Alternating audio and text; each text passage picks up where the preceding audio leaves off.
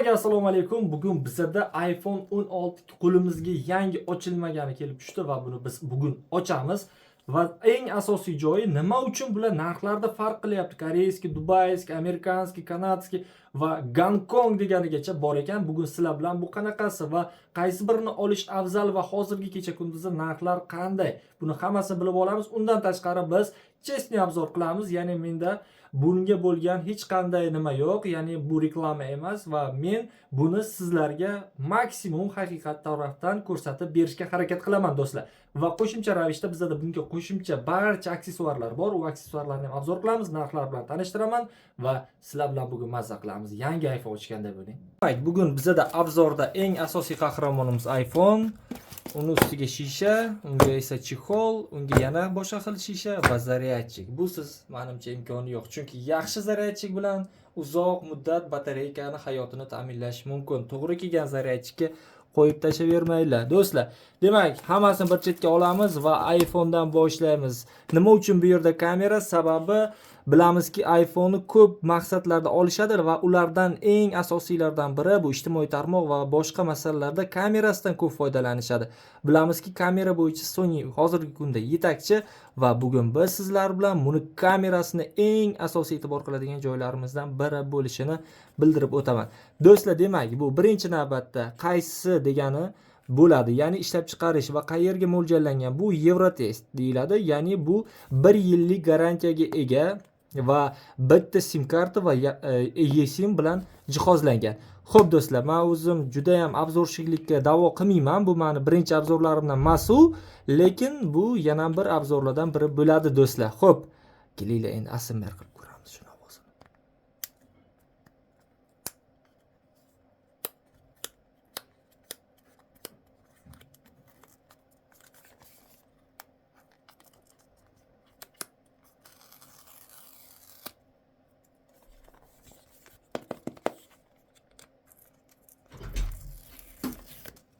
Xo'p, demak davom etamiz. Ya'ni biz ochib oldik va buni sekin old qismidan ko'taramiz.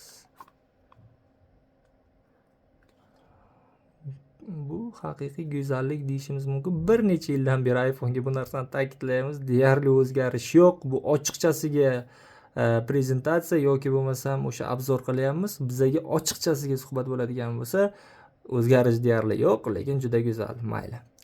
Xo'p, yana bir narsa, biz shu video davomida ko'p ijtimoiy tarmoqlarda ko'rganmiz, ya'ni chexolni chiqishi mumkinligi, korobkani polni titadigan bo'lsak, mana bu orqa tomondan chexol chiqishi mumkinligini ko'rganmiz va bu ko'pchilikka ishonilgan va sinab ko'rishni xohlagan holatlardan biri. Buni esa biz ham sinab ko'ramiz do'stlar.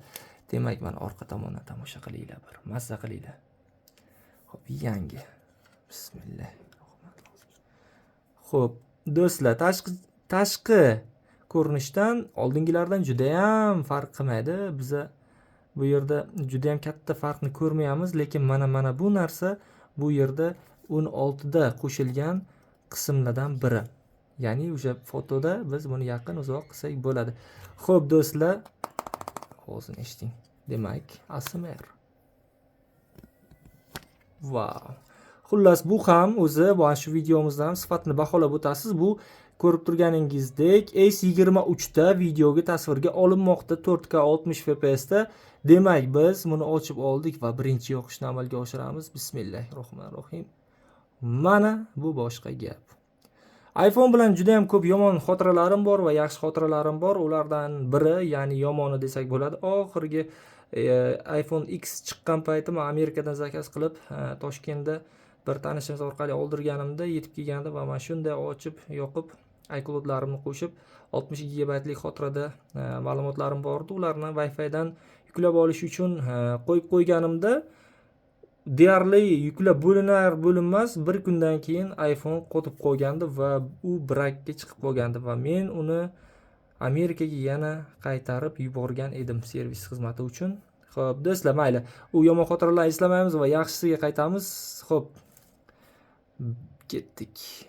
English bizga ko'proq yaqinroq Russian. Demak, qolgan nastroykalar. Bulardan ham Russian tanlaymiz. O'tib ketdi menimcha. Bo'pti, O'zbekiston tanlaymiz yashash joyida. Uстановka YZK. Xo'p, tanlangan til o'rnatilmoqda. Biz ungacha yana korobkadagi boshqa chiqadigan aksessuarlarga e'tiborimizni qaratamiz. Ya'ni bu yerda sim karta slotini chiqarish uchun ignacha, bizning nomimizda jaydaritildi. Xo'p, USB kabelini ko'rishimiz mumkin. Oddiy emas, ya'ni usti qanaqadir to'qima ko'rinishda. Xo'p, mayli, bu ham bizni ajablantira olmaydi. Va nihoyat mana boshqacha shakldagi yo'riqnoma. Bu yo'riqnomani menimcha hech kim ham o'qimasa kerak. Shuning uchun bu yo'riqnomani ham chetga tashlaymiz. Va bilamizki, mana bu yerdan ijtimoiy tarmoqlarda ko'rganmiz, nima chiqqan, chexol chiqqan. Biz ham esa buni ko'ramiz. Kelinglar, buni videoning oxirida bilaylik. Hozir bilsak bo'lmaydi. Delitsa. Menga temniy yoqadi. Продолжить. Xo'p, menga bu o'rgatyapti. Ya'ni bezukni siz mana shu tugma orqali bosgan holda ilgarigidagi mamnaqa emas, endi bunaqa. Xo'p, ne сейчас? Bu ham muhim emas bizga. Bizga kamera muhim, kontroller kamera. Ya'ni bizga bu hozir kamerani qanday boshqarishni o'rgatyapti. Xo'p, bu yaxshi. Nimadir o'ylab topgani yaxshi Apple'ni. iPhone добро пожаловать, xush kelibsiz deyapti. Xo'p, mana biz asosiy oynaga chiqib oldik. Ana endi kelinglar kameraga o'tamiz. Kamera. Otmena bosamiz. Xo'sh, настроить позже. Men hozir o'zim shaxsiy fikrimni aytaman. Chunki men bu yoqda Samsungdan ham qarab turibman. Shuning uchun bundan qarab sizlarga videoga qo'yamiz, video rejimiga va kачествоni ko'taramiz 4K 60 fps ga va men Samsung bilan buni farqini aytaman hozir sizga. Samsung ko'ryapti, misol uchun buni bundoq, xo'p. Bu qanday ko'ryapti? To'g'risini aytadigan bo'lsam, farq bor, lekin men ayta olmayman, misol uchun bu katta farq va sifat yuqori deya olmayman, chunki bu ekranlarga ham bog'liq.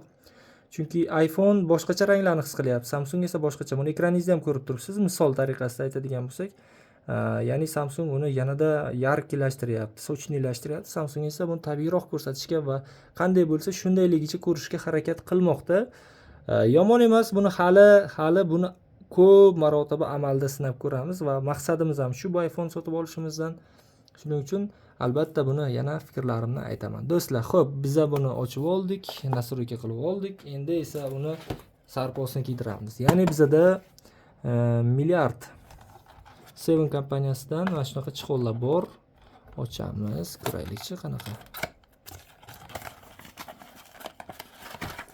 Ichida hech narsa yo'qmi deyman. Bormi? Bor ekan. Demak, chexol. O'zi chexol nima uchun taqishadi bilasizmi? Yo telefonni chiroyli qilish uchun ham albatta, lekin uni asrash uchun ko'proq. Chunki chexolni siz xohlagan paytingizda yana almashtirib olasiz. 100 ming, 200 ming, 300 ming, 500 minglik chexollar bor. Bilamiz, bunga $100 chexollar ham bor iPhone'ga. Endi qimmat narsaga qimmat kiyim bo'ladi-da. Xo'sh, buni xohlagan paytingizda almashtirib bilasiz bu chexolni va siz yana oldingi holatiga qaytara olasiz telefonni. Doim tagida telefon asralgan holatda bo'ladi. Lekin siz chexolsiz ishlatsangiz, bu narsa qirilishlar, ya'ni to'g'ridan-to'g'ri o'zini korpusiga o'tishi mumkin. Xo'p, mana bu sarpomiz kiyildi. Endi bizda yana biri bor. Xo'p, endi bu chexolni kiydiramiz. Buni ko'rdik, yaxshi, yomon emas. Endi bunisini ham ko'rishimiz kerak.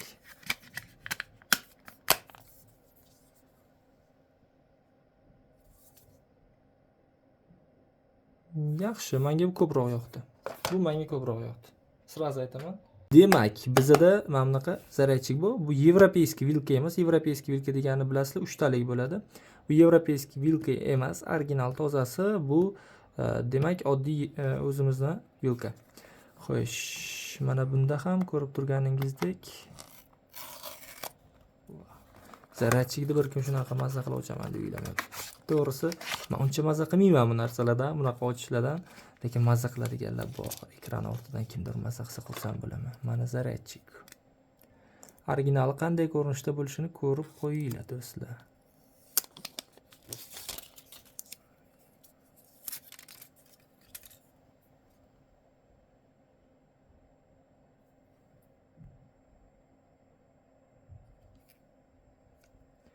Xo'p do'stlar, endi bular narxi bilan tanishtirib o'taman. Shishani qo'yishimni ko'rishlaringiz shart emas deb o'ylayman va xohlasalaringiz mana xuddi o'sha Seven nima ekan? Milliard degan firmaniki. Hammasi o'ta sifatli. Sifati endi juda yomon emas, o'rtacha deymiz. Himoya shishasini ko'ramiz.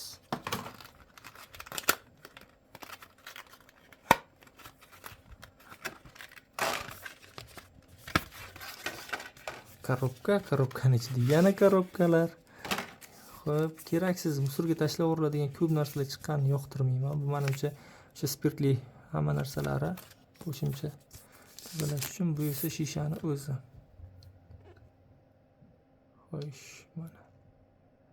Hattoki o'sha uhasi bu deymizmi, quloqchinidagi teshiklarga ham alohida ochib qo'yilgan ekan. Menga yoqdi. Demak, biz boya davom ettirmagan bir ishimiz bor. Ya'ni aytganimizdek, ijtimoiy tarmoqlarda korobkani orqasidan chexol chiqadi degan bir ajoyib videolarni ko'rdik va men shu paytgacha ularni ochib ko'rmaganimga afsuslandim va biz hozir mana shuni ochib ko'ramiz. Boya ochishni boshlagan edik.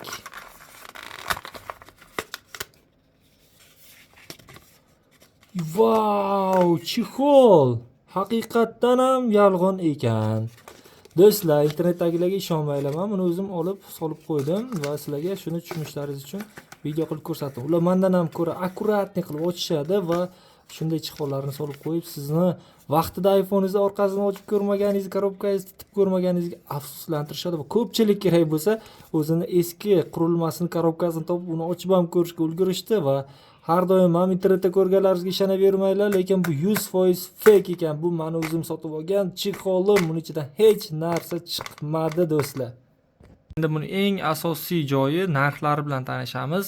Xo'p, o'zi bularni haqiqiy so'raladigan narxdan tashqari sotiladigan narx qancha ekan? Chunki hamma joyda har xil narx so'ralyapti va biz necha pulga bu savdoni pishirdik degan savolga siz hozir javobini olasiz. Chunki men juda ham ko'p joylarni izladim, taqqosladim, sozladim. Xullas, hozircha arzon oldimmi, qimmat oldimmi bilmayman, lekin internetda ko'rganlarimga nisbatan ancha arzon oldim va bizni atrofimizdagi do'konlardan ko'ra rosa arzon oldim.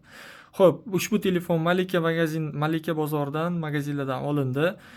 Xo'p, bu 1 yil garantiyaligi va bu qanaqasi desak bo'ladi. Bu eng qimmat varianti. Ya'ni buni men $1135 ga xarid qildim. $1070 ga ham bor edi taklif. U Yaponiyaniki edi va Koreya yoki Yaponiya adashmayotgan bo'lsam. Xullas, va u oq rang edi. Oq rang bo'lganligi va u 1 oylik garantiyaga ega bo'lgani va Yaponiya yoki Koreya bo'lganligi uchun ham u arzonroq edi. Dubay ham, Amerika ham, Kanada ham bundan ko'ra ancha arzonroq yurar ekan, chunki bu 1 yillik garantiyaligi do'stlar. Albatta 1 oyligini ham olsa bo'lardi, hech qanday farqi yo'q edi, chunki buziladigan narsa 1 oyda buzilishini, o'zini brakligini ko'rsatib qo'yadi. 1 yil uni olib o'tirishdi shart emas. Mana o'sha qo'limizning moylari telefonga o'tishni boshladi. Xo'p, endi bunga biz mana bunday chexol oldik. Chexol 200 ming so'm, shisha ham где-то 100 ming so'm. Xo'p, bunga yana nima oldik? Golovka oldik. Golovkani $20 ga oldik. $20 260 ming so'm. Demak, plus minus qilib olasiz yo'g'ini o'zingiz matematikani. Demak, bu iPhone narxi, ya'ni 16 Pro ning narxi Malika bozorida $1070, eng arzon ko'rgani $1070 dan $1135 gacha ekan. iPhone 16 Pro mana shu rangidan va 256 GB xotiraligidan do'stlar. Qandaydir shu video roligimiz sizga foydali bo'lgan bo'lsa, bu narxlar aytib o'tishim kerak. Bu narxlar bugun 17 mart kuni bilan aytilmoqda. Chunki buni siz ancha keyin ko'rib, rosa qimmat ekani deb qo'ymang. 17 mart holatiga ko'ra mana shunday narx-navolar do'stlar. Sizlarga qandaydir foydasi tekkan bo'lsa, xursandman. To'g'ri, obzorimiz juda zo'r chiqdi deya olmayman, lekin harakat qildik va keyingilarni bundan yaxshiroq qilishga harakat qilamiz do'stlar.